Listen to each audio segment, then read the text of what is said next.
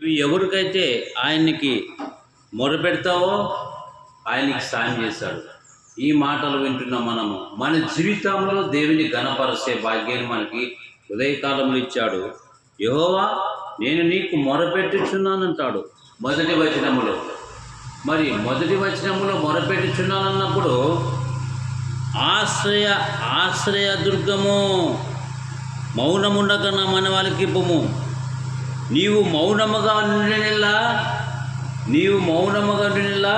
నేను సమాధిలోనికి దిగువారి వలెగుదును. ప్రియులరా, సమాధిలోనికి దిగువారి వలె, సమాధిలో నుంచి మనల్ని గడ్డెక్కించినటువంటి క్రీస్తు, అందును బట్టే మనము దేవుని మహిమపరచాలి. ఇక్కడేముంది? 2వ వచనము, నేను యెహోవాకు మొరపెట్టినప్పుడు తన పరిశుద్ధాలయం వైపున నా చేతులు అంటే ఎవరి చేతులంట? చేతులు ఎత్తినప్పుడు నా విజ్ఞాపన ధ్వని ఆలకించున్నాడు. ఎంతో భాగ్యాన్ని చూడండి. మన కష్టాలు, మన బాధలు, మన ఇబ్బందులు ఉన్నప్పుడు దేవునికి మహిమపరిస్తే, ఆయన కొనియాడితే, కొన్ని సందర్భాల్లో రిజల్ట్ ప్రార్థన చేసినా ఎన్ని చేసినా సమాధానం దొరకపోవచ్చు. దేవుడు మనకు తగిన సమయమందు మేలు చేస్తాడు. ఇర్మియా గ్రంథం 33వ అధ్యాయం 3వ వచనం చూస్తే, మీరు నాకు మొరపెట్టండి అర్థం కాలేని సంగతులు, అంటే అర్థం కాలేని సంగతులు కూడా గూఢమైనటువంటి అర్థం కాలేని సంగతులు బయలుపరుస్తాడు. ఉదయకాల సమయంలో ప్రియులరా, ఆయన వైపు మనం తిరుగుదాం. దేవుడు మనకు సాయం చేస్తాడు. కాబట్టి భక్తిహీనులు పాపం చేయు వారిని నీవు లాగివేయనట్టు నన్ను లాగివేయము. వారు దుష్టాలోచన హృదయం నుంచుకొని తమ పొరుగు వారితో సమాధానం మాట్లాడుతారు.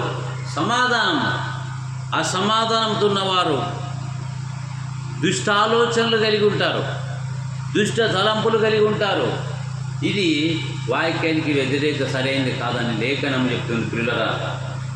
అందుగురించే తమ పొరుగు వారితో సమాధానముగా మాట్లాడుదురు, కానీ మరి వారు దుష్టాలోచన హృదయంలో నుంచుకొందురు. ఇది సరైనటువంటిది కాదని లేఖనం చెప్తుంది.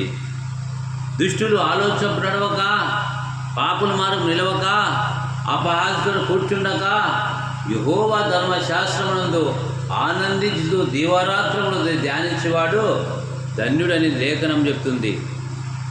ఈ ఉదయకాల సమయంలో పరిశుద్ధాత్మ దేవుడు హెచ్చరిస్తున్నాడు.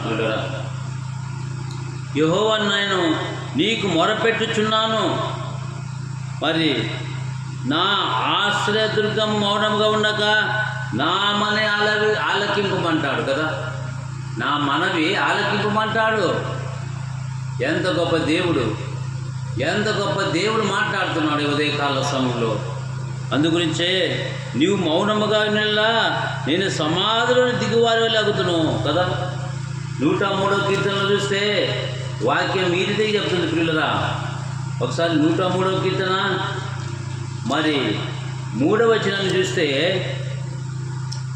నా ప్రాణమా యెహోవాను సన్నతించుము, నా అంతరము సమస్తమా ఆయన పరిశుద్ధ నామమును సన్నతించుము అని అంటున్నాడు. ఇక్కడ ఏముంది?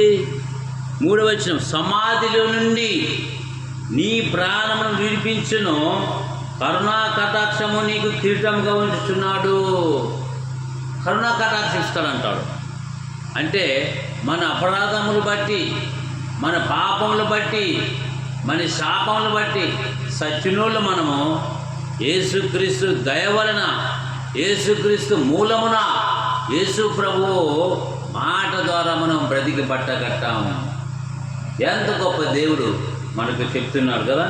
ఏమంటాడంటే, మరి మేలుతో నీ హృదయం తృప్తిపరుచుతున్నాడు, మేలుతో నీ హృదయాన్ని తృప్తిపరుస్తున్నాడు కదా. ఇంత ఇచ్చినా మనకి ఆ సంతోషం, సమాధానం లేదు.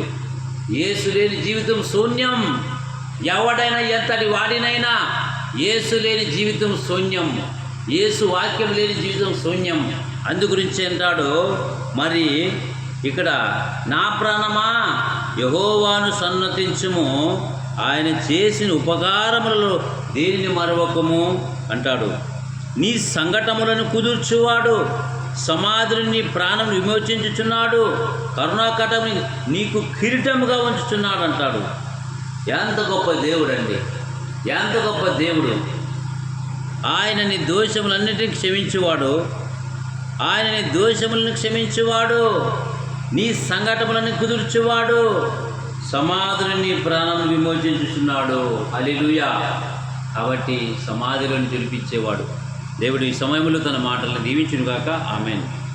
అందుగురించే యెహోవా నేను మొరపెట్టుచున్నాను, నాకు ఉత్తరమేమో అంటున్నాడు భక్తుడైన దావీదు.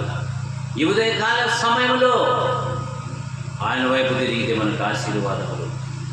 ప్రార్థన చేసుకుందామండి. ఎంతోమంది సమాధానం లేని జీవితాలు, పాపాన్ని బట్టి, శాపాన్ని బట్టి, వేదన బట్టి శాంతి లేదు, సమాధానం లేదు.